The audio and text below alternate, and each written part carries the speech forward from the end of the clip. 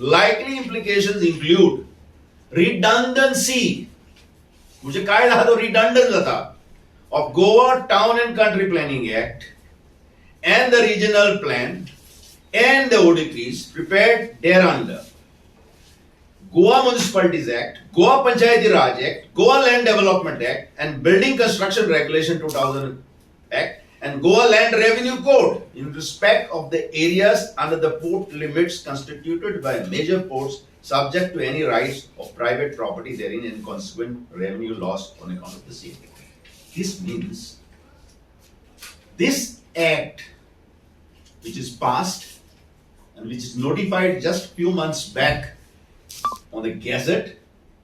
is going to do away with all our rights. To all the 3 members of parliament, immediately they have to explain to the Goans what is their role,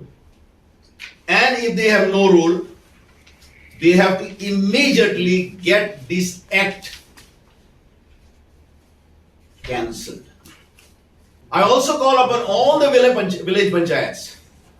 zilla panchayats and municipalities